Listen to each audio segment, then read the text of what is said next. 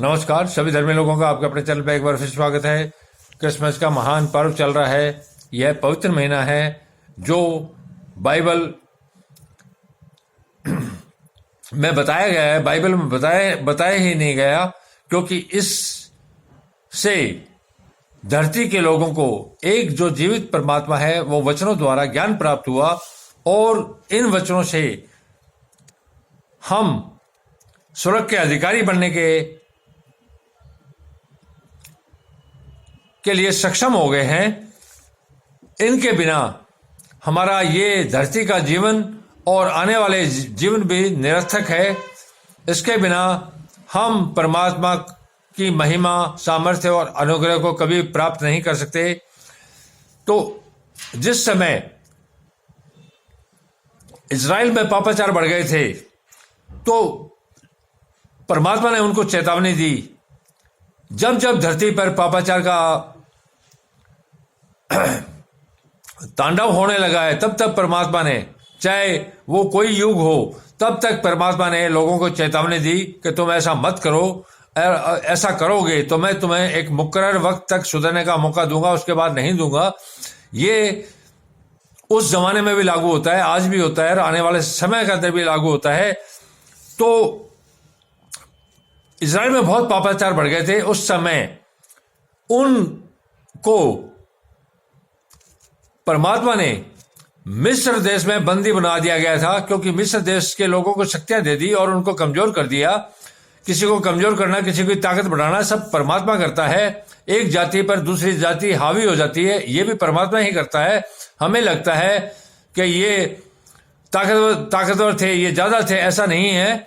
ज्यादा भी परमात्मा करता है, कम भी परमात्मा करता है। वो हालात ऐसे पैदा कर देता है कि रातों रात जिसमें शक्ति नहीं है उसमें शक्ति आ जाती है, और जिसमें शक्ति है उसकी शक्ति कम हो जाती है।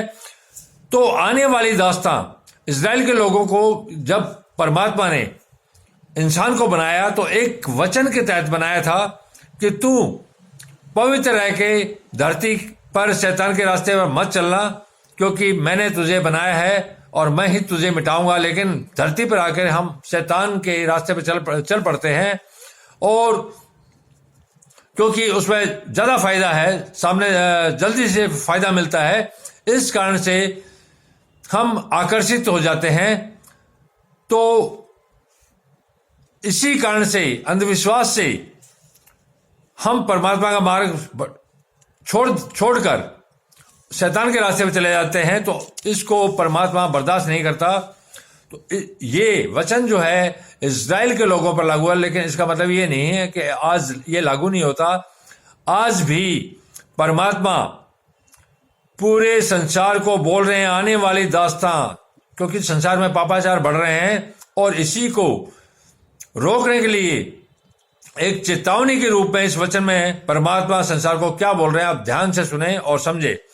एक घेरे हुए नगर की रहने वाली, एक घेरे हुए नगर की रहने वाली, अर्थात एक जो पूरे धरती गोल है, ये घेरा बना हुआ है, इसमें जितने भी रहने वाले लोग हैं वो सारों को ये बता रहे हैं कि एक घेरे हुए नगर की रहने वाली, अपनी गठरी भूमि पर से उठा। अपनी गठरी जो हमने बांध रखी है, मकान बना के, गाड़ियां लेके और साधन लेके, संपत्ति बना के, हमें परमात्मा चेतावनी से देकर बता रहा है कि अपनी गठरी उठा, क्योंकि यहोवा कहता है। क्योंकि परमात्मा, यहोवा का मतलब है जो एक परमात्मा है, सिर्फ एक परमात्मा के दो नहीं हो सकते, उसको चाहे किसी भी रूप में आप मानो। यहोवा परमात्मा कहता है, मैं अब की बार इस देश के रहने वालों को मानो गोफन में रखकर फेंक दूंगा। अर्थात तुम्हारे पापाचार के कारण तुम्हें गोफन एक तरह का फंदा होता है, जिसमें डालकर घुमाकर फेंका जाता है जैसे पत्थर को, उसी रूप में तुम्हें फेंक दूंगा, और उन्हें ऐसे ऐसे संकट में डालूंगा कि उनको समझ भी नहीं आएगा, और उन्हें ऐसे ऐसे संकट में डालूंगा कि उनको समझ में भी नहीं आएगा। हमें पूरी धरती के लोगों को एक साथ ऐसे संकट में अभी डाला था, कोरोना आ गया था, किसी की समझ में नहीं आया, और लाखों की संख्या में लोग मारे गए।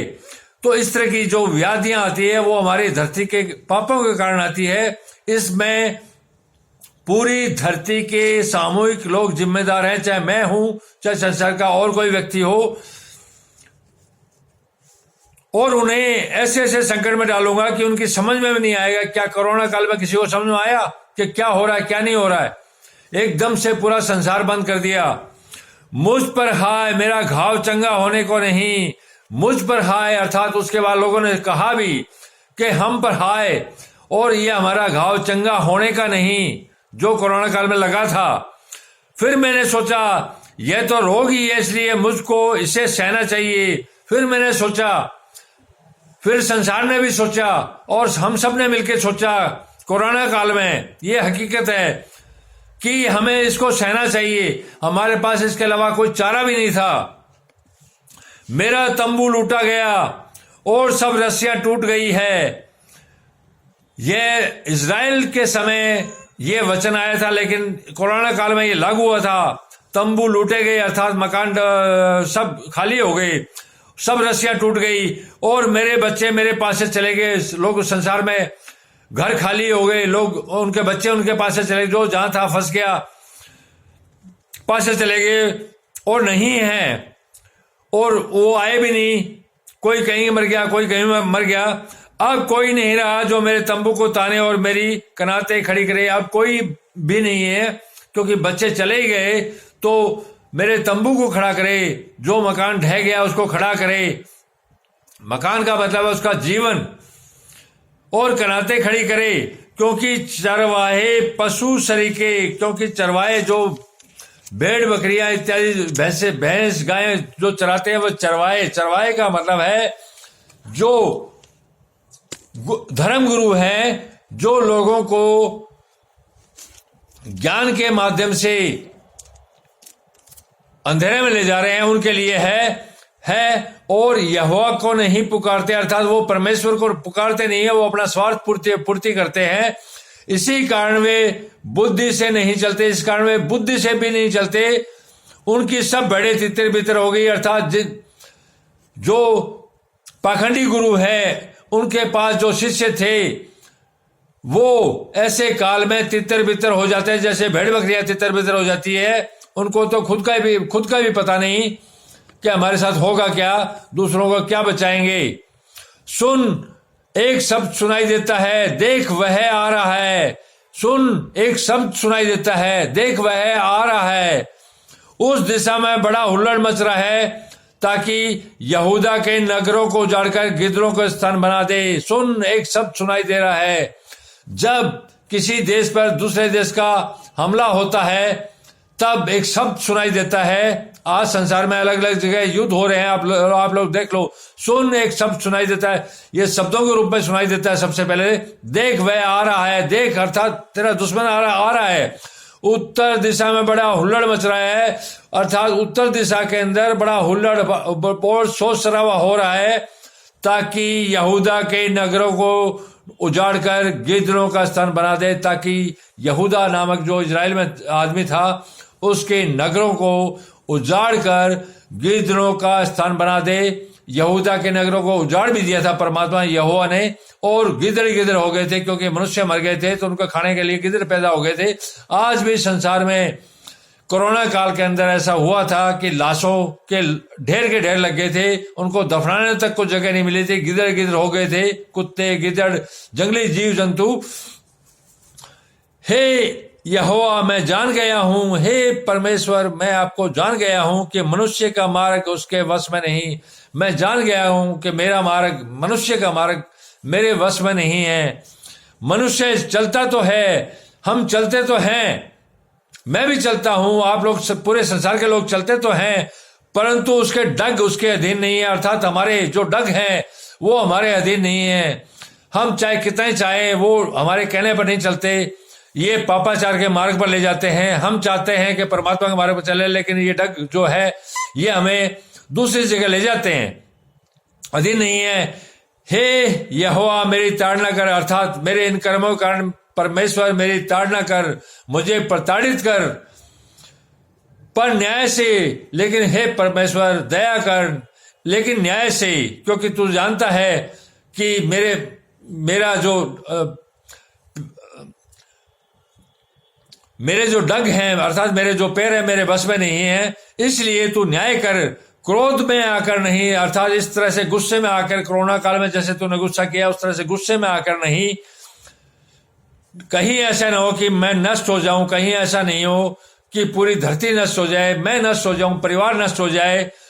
जो जाति तुझे नहीं जानती, अर्थात जो जाति, बहुत सी ऐसी जातियां हैं जो तुझे नहीं जानती और तुझसे प्रार्थना नहीं करते, अर्थात बहुत से ऐसे धरती पर आज भी लोग हैं जो तुझे नहीं जानते और तेरी प्रार्थना भी नहीं करते। उन्हीं पर अपनी जलजलाहट उड़ेल, अर्थात जो पापाचार में लिप्त हैं और जो तुझे जानते भी नहीं है, जो तुझे जानना भी नहीं चाहते, जो तेरे मार्ग पर नहीं चल रहे, जो पापाचार में लिप्त है, उन्हीं पर अपनी जलजलाहट अर्थात उन्हीं पर अपना वज्र चला, उन्हीं पर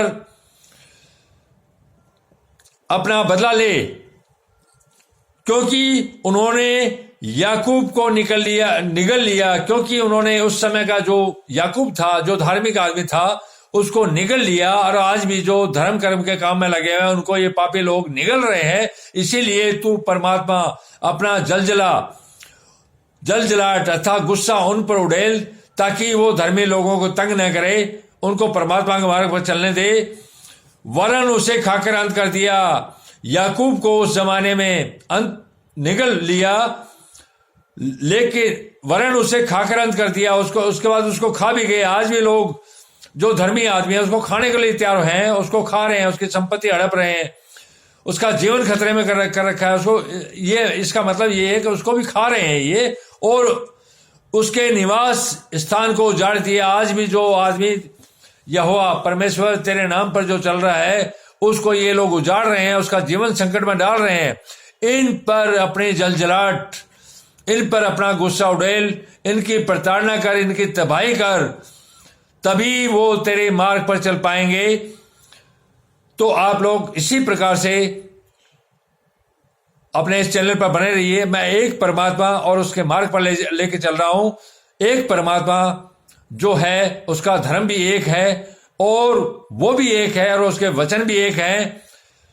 दुनिया के तमाम धर्म ग्रंथ आपको एक ही परमात्मा के बारे में बोल रहे हैं, और जो एक परमात्मा को दो में देखता है वो अंधा है, देखता ही नहीं है। और जो आदमी या जो नबी या गुरु एक परमात्मा को कई रूप में जो लोगों को दिखा के गुमराह करता है और अपना रोजी रोजगार चला रहा है, वो तफरका डालने का काम कर रहा है। तफरके का मतलब है बुद्धि भेद पैदा कर रहा है, आपको अंधेरे से अंधेरे में ले जा रहा है। देखिए लोग कितनी अच्छी प्रार्थना करते हैं, तमसो माँ ज्योतिर्गमयो अस्तो माँ ज्योतिर्गमयो, अर्थात हे माँ। माँ कौन है? वो शक्ति, वो परमात्मा यहोवा। तू मुझे अंधेरे से निकाल, उजाले में ले चल, तू मुझे दुख से निकाल, सुख की ओर ले जा। तो ये कैसे ले जाएगा? तुम चाहते तो हो, तो उसके मार्ग और उसके वचनों पर जब चलोगे तो अपने आप हो जाएगा। इसमें धर्म गुरु तो तुम्हें रास्ता बता सकता है, चलना तो तुम्हारे को है। धन्यवाद, शुभ रात्रि, कल फिर मिलेंगे।